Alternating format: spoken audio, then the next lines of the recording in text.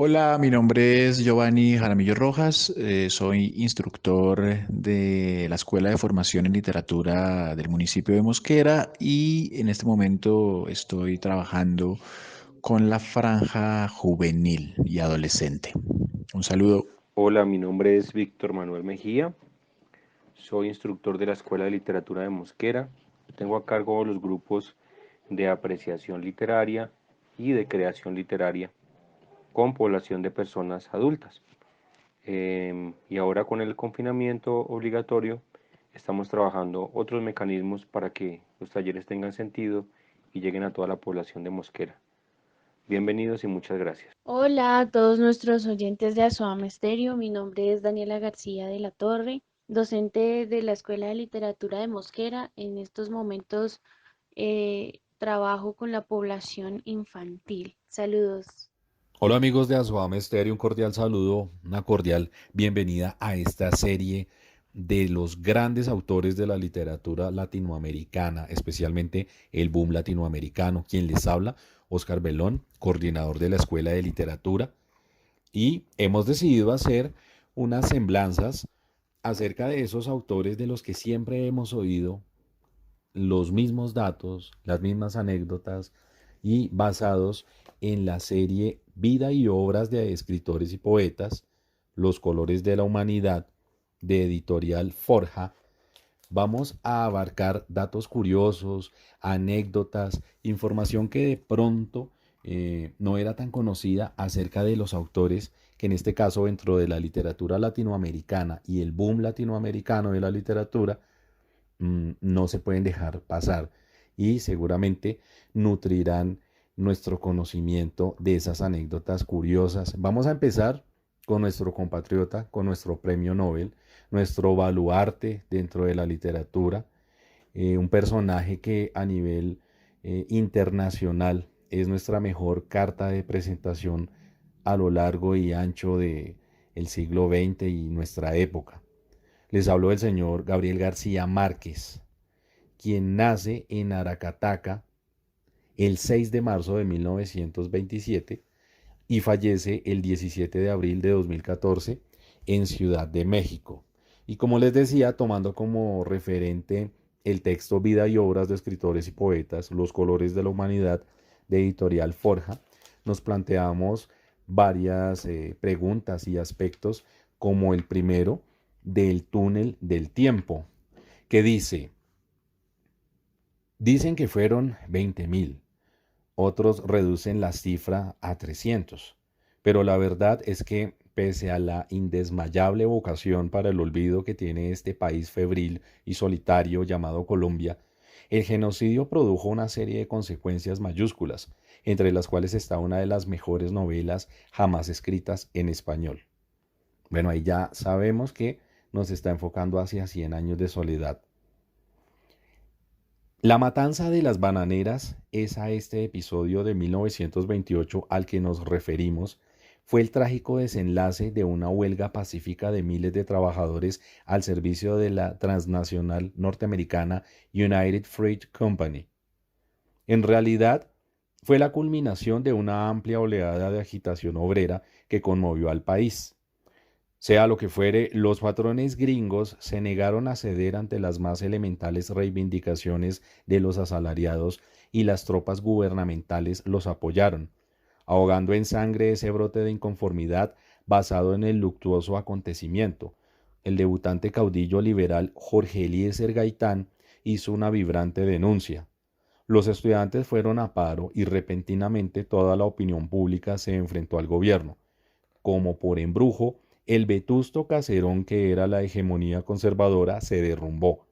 Colombia había sido hasta entonces una nación de presidentes poetas, incapaces de rimar un buen decreto y de proclamar un buen verso. Con el ascenso de los liberales y posterior proceso de industrialización, vino a sumarse a su enigmática, pagana y mágica religiosidad rural el pasmoso avance de las técnicas modernas y un fermento extraño, cruel y fascinante, lleno de irredentos valores humanos y bajezas insondables, emanó como resultado de aquella extraña fusión un escenario en el que cualquier cosa resultaba posible, como en las novelas que unas décadas más tarde empezaría a escribir Gabriel García Márquez. Como bien sabemos, Gabriel García Márquez atribuye gran valor a las historias que oyó en su infancia. Poco después de venir al mundo, fue dejado a la tutela de sus abuelos maternos, de quienes proviene en rigor su primer estímulo imaginativo, el mundo fantástico y poblado de fantasmas de su abuela, y el digno heroísmo de su abuelo, el coronel, habrían de traspasar después como un hilo conductor toda su obra. En 1936, debido a la muerte del coronel, el muchacho retornó al hogar paterno, pero no duró mucho allí. En 1941 fue enviado a un pueblo distante, 1000 kilómetros del mar, a estudiar bachillerato. Les hablo del establecimiento Colegio Nacional de Zipaquirá, copado por profesores socialistas quienes se encargaron de formar ideológicamente al joven.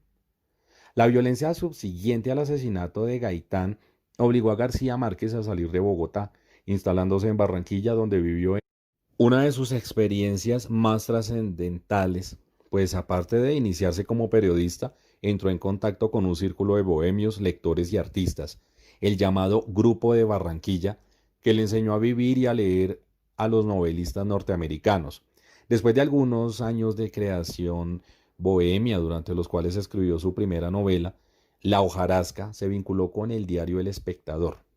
En 1957, el escritor, quien ya para entonces era corresponsal en Europa, perdió su trabajo, pues el rotativo fue clausurado por Rojas Pinilla y pasó un periodo de miseria absoluta.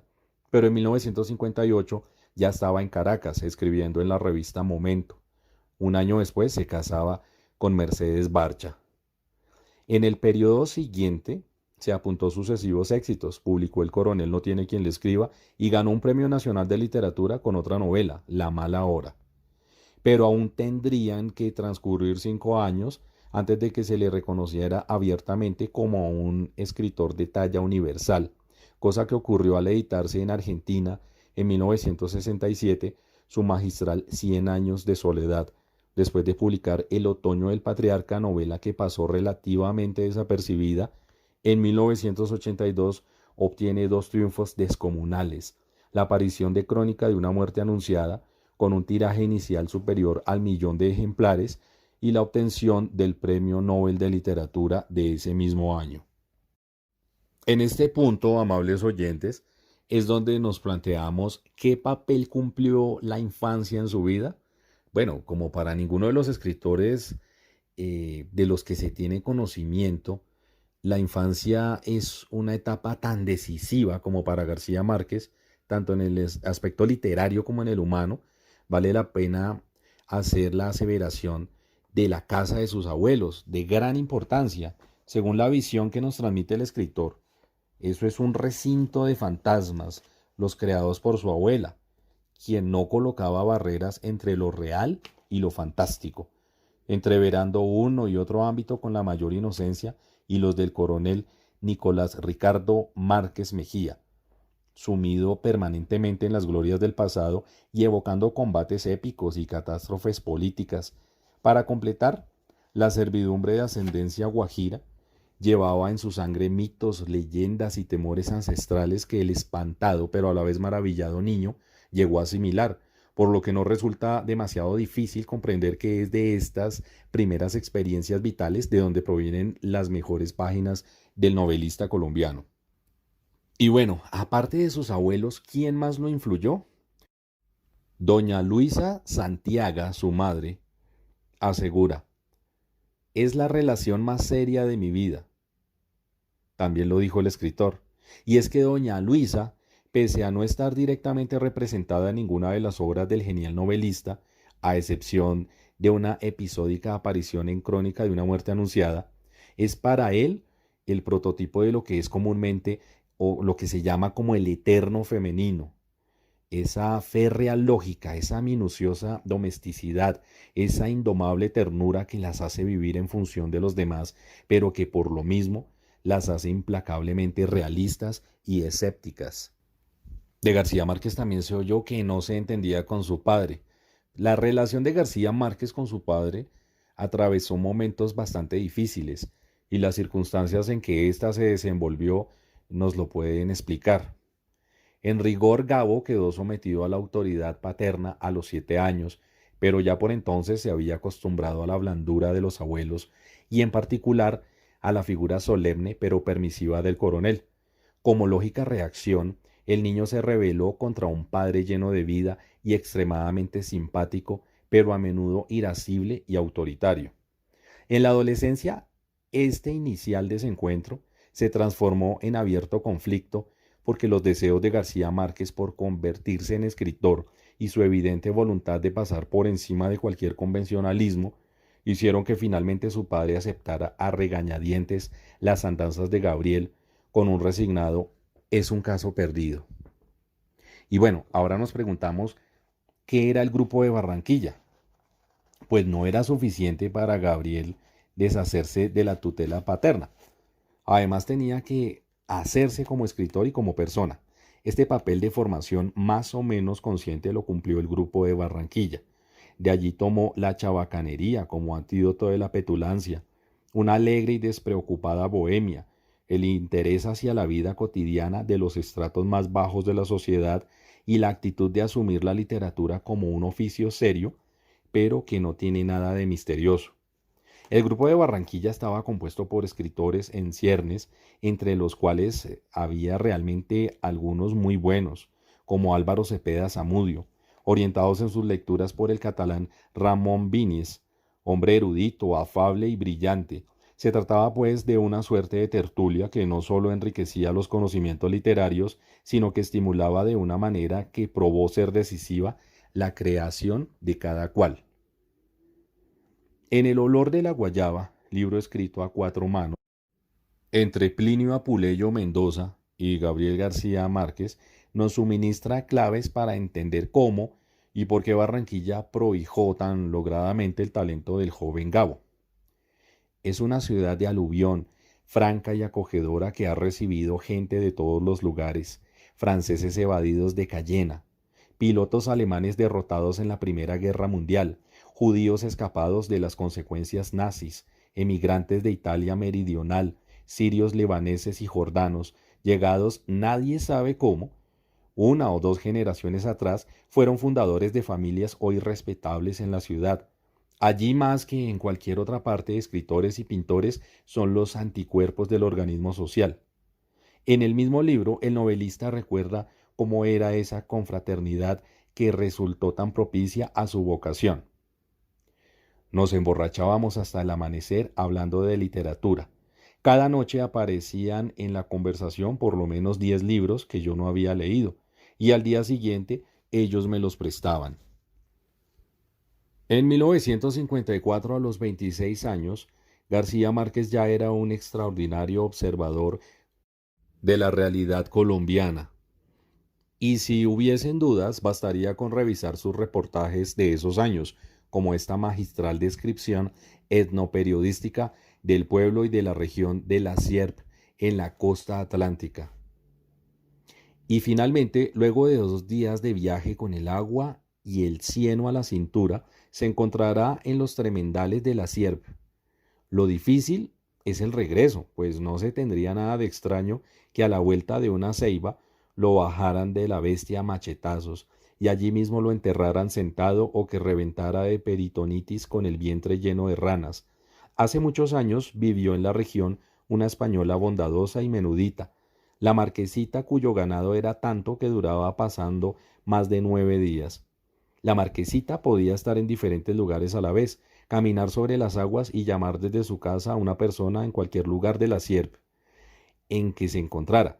Lo único que no podía hacer era resucitar a los muertos, porque el alma de los muertos no le pertenecía. La marquesita tenía pacto con el diablo, explican en la sierpe.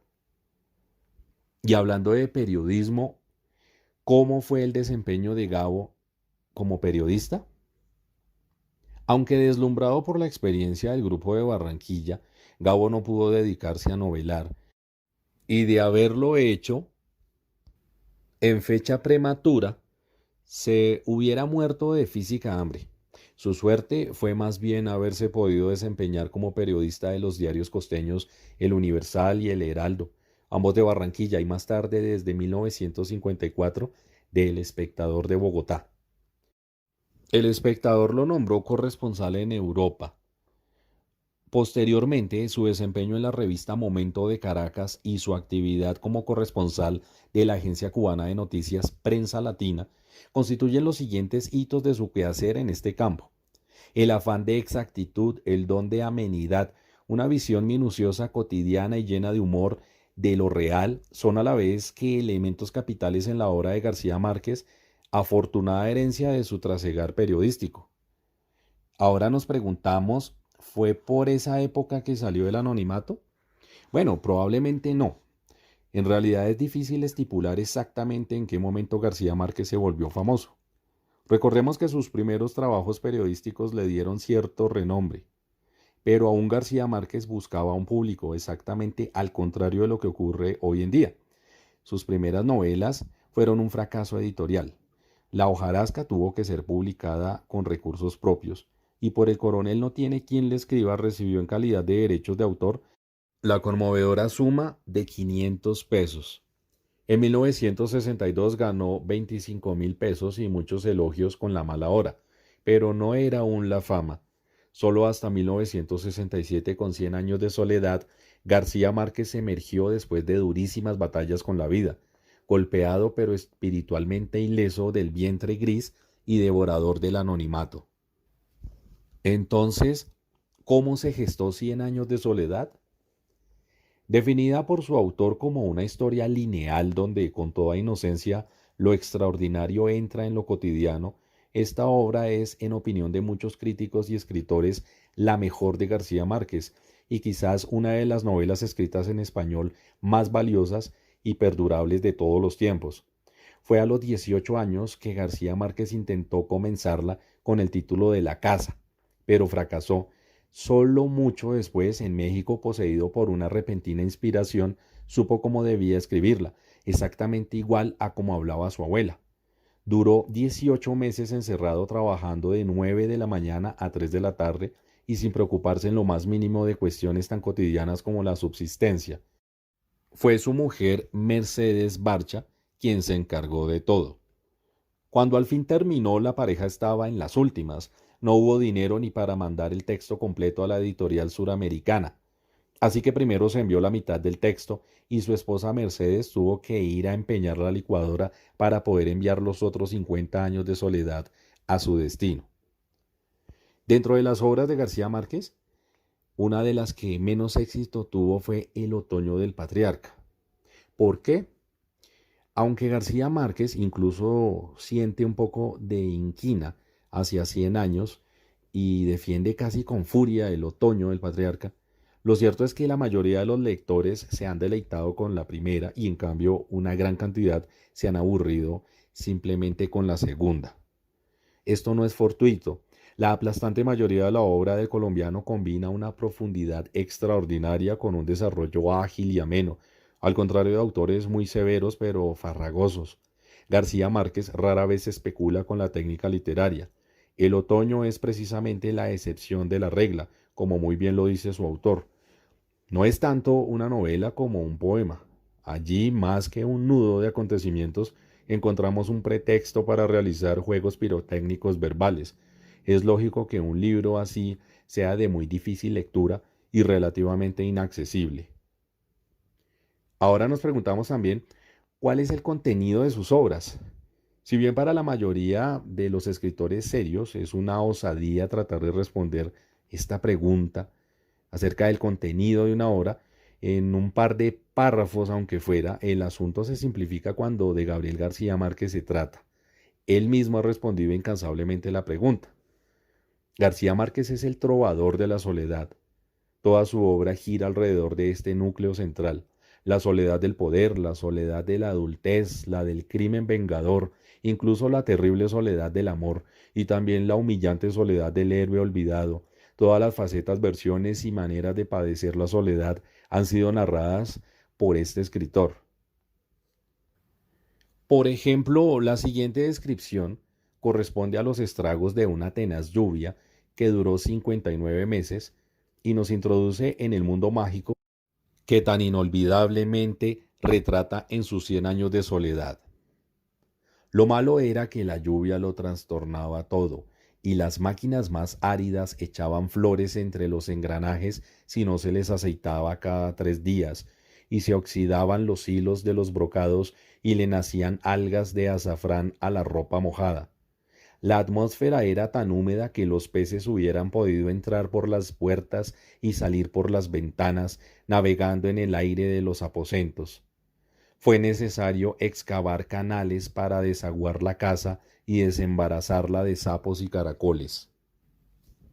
Cuando en diciembre de 1982 Gabriel García Márquez se presentó en Estocolmo para recibir el Premio Nobel de Literatura, en uno de sus más importantes discursos asumió la representación de Latinoamérica, pidiendo a su auditorio recordar que los estragos de la vida no son iguales para todos y que la búsqueda de la identidad propia es tan ardua y sangrienta para nosotros como lo fue para ustedes. La interpretación de nuestra realidad con esquemas ajenos solo contribuye a hacernos cada vez más desconocidos, cada vez menos libres, cada vez más solitarios. Tal vez la Europa venerable sería más comprensiva si tratara de vernos en su propio pasado. En otra parte del mismo discurso expuso la siguiente formulación: no obstante los progresos de la navegación que han reducido tantas distancias entre nuestras Américas y Europa parecen haber aumentado. En cambio, nuestra distancia cultural, ¿por qué la originalidad que se nos admite sin reservas en la literatura se nos niega con toda clase de suspicacias en nuestras tentativas tan difíciles de conseguir un cambio social? Vale la pena también pensar en las influencias que tuvo Gabo a lo largo de su carrera. Por supuesto, tratándose de un escritor, no solo nos interesa lo que dice, sino cómo lo dice. Y es que García Márquez logró aunar a su talento natural e inagotable acervo de la técnica literaria moderna la idea más o menos generalizada de que el novelista costeño es un buen salvaje con guayabera, inculto, pero genial, es absolutamente equivocada. Con toda probabilidad, quien más influyó en García Márquez fue William Faulkner, un escritor norteamericano eficaz y estupendo que creó también un microcosmos que guarda alguna relación con el Macondo garciamarquiano. Pero no se remite el colombiano únicamente a Faulkner. Otras muchas tendencias y escuelas han marcado su estilo. Por ejemplo, Juan Ramón Jiménez y más directamente la poesía piedracielista colombiana. Kafka, Virginia Woolf, Ernest Hemingway, Graham Greene, Joseph Conrad y Antoine de Saint-Exupéry, entre muchos otros. Y si de influencia se trata, pues tampoco podemos olvidar a Mercedes Barcha, su esposa. La muy difundida anécdota nos cuenta que Gabo conoció a su futura esposa cuando ésta apenas tenía 13 años. Esa misma noche le propuso que se casaran y ella aguardó a su prometido, un poco en serio, un poco en broma, hasta que por fin llegó el matrimonio después de transcurridos más de 10 años de espera. Esta historia, que parece de novela y no de las mejores, desembocó en una relación particularmente y estable y que confirma a García Márquez como un antivedette, porque no solo la vida sentimental, sino todo el aspecto práctico de la existencia de García Márquez ha girado alrededor de Mercedes Barcha, quien aparte de compañera ideal, ha resultado ser una inteligente administradora de la cuota de silencios y excentricidades que le ha deparado el destino por el difícil privilegio de convivir con un genio. ¿Cómo podemos explicar su compromiso político? Está muy claramente establecido que sus primeros pasos en el fértil terreno de la inconformidad los dio García Márquez en aquel vetusto colegio de Zipaquirá, inspirado y dirigido por marxistas. Tiempo después tuvo una fugaz y no muy impresionante militancia en el Partido Comunista de Colombia, que no obstante parece que lo marcó profundamente. «Llevo un mamerto dormido en el corazón», declaraba. Es indudable que primero a través de su cargo en la agencia cubana Prensa Latina y después en el cultivo de su amistad con Fidel Castro, fue como Gabo llegó a conocer las grandezas y deficiencias de una revolución triunfante, repleta más de carne y sudor vivos que de teorías abstrusas. En ese campo político de García Márquez hubo de todo. Por ejemplo, muchas críticas, en cierta forma justificadas, se le hicieron al Nobel por combatir el intervencionismo norteamericano, mientras que se mantuvo muy cuidadoso, pero a una cierta actitud de franca aprobación ante los desafueros colonialistas de la Unión Soviética. Sin pretender defenderla, podemos tratar de explicar semejante actitud recordando que su compromiso político no tiene nada de teórico. Gabriel García Márquez es el escritor del Caribe y allí radica su zona sensible. Difícilmente podía dejar de apoyar a Cuba y de ahí a simpatizar con la órbita soviética solo hay un paso. Y es que incluso surgieron rumores acerca de que se le había concedido el premio Nobel por razones políticas, pues no. Aunque naturalmente en algo habría de influir, pues un escritor progresista resulta extraliterariamente hablando más popular que un Borges y por lo tanto al concedérsele el honor de un premio insigne, este gesto merece el beneplácito general. Podemos decir que nuestro premio Nobel Gabriel García Márquez, de extraordinaria talla, originalidad y capacidad de trabajo, ha narrado la epopeya costeña colombiana de una manera tal que ésta adquiere dimensiones universales, y en sus mejores obras se palpa la sincera alegría que se siente al narrar, lo cual se traduce en una inimitable donosura del lenguaje y en un sentido del humor brutal, pero profundamente humano. Y ante todo, como ocurre con los más grandes novelistas, no habla por hablar, ya que tiene algo y mucho más que contarnos con su visión personal de esa desorbitada realidad latinoamericana, donde puede llover 5 años seguidos, los niños que nacen vienen provistos de colas de cerdo y los galanes seductores concitar con su sola presencia, como ocurre con Mauricio Babilonia, obstinadas nubes de mariposas amarillas. Entonces, hablando de 100 años de soledad, nos vamos a despedir con la canción Macondo de La Fuerza Vallenata. Recuerden, somos Escuela de Literatura de Mosquera. Ay, ay, ay, ay, ay. Oiga, compadre, nos vamos para Macondo a gozar y soñar en el ayote. Ayote.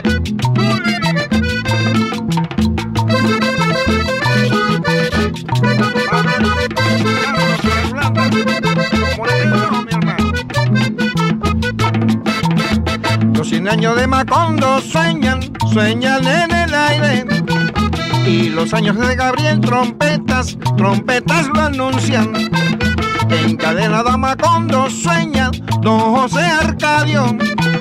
Y aunque la vida pasa haciendo remolino de recuerdos, las tristezas de aurelianos, el cuatro, la belleza de remedios, violines, las pasiones de amarantas, guitarras, el embrujo de Melquiades, oboes, Úrsula 100 años, soledad Macondo, Úrsula 100 años, soledad Macondo, eres epopeya de un pueblo olvidado, forjado a 100 años de amor esa historia.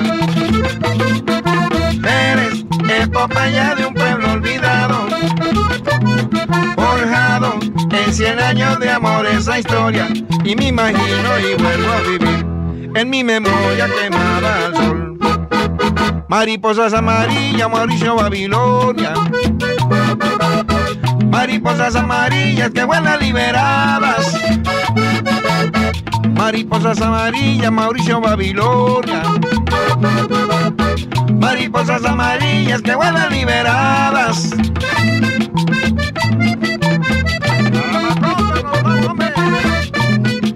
Con el sabor de huesos a vallenata, hombre. Baila, Valentín, baila. La gozadera.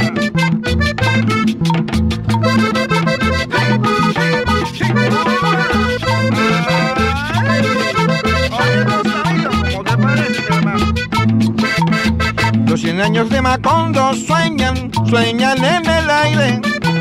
Y los años de Gabriel trompetas lo anuncian. encadenado a Macondo sueña don José Arcadio. Y aunque la vida pasa haciendo remolinos de recuerdos, la tristeza de Aureliano el cuarto, la belleza de Remedios violines, las pasiones de Amaranta guitarras, el embrujo de Melquiades oboes, Úrsula 100 años, Soledad Macondo, Úrsula 100 años, Soledad Macondo, eres epopeya de un pueblo olvidado, forjado en 100 años de amor esa historia. Eres epopeya de un pueblo olvidado, forjado en 100 años de amor esa historia. Y me imagino y vuelvo a vivir en mi memoria quemada al sol. Mariposas amarillas, Mauricio Babilonia. Mariposas amarillas que vuelan liberadas. Mariposas amarillas, Mauricio Babilonia. Mariposas amarillas que vuelan liberadas, que vuelan liberadas, que vuelan liberadas, que vuelan liberadas.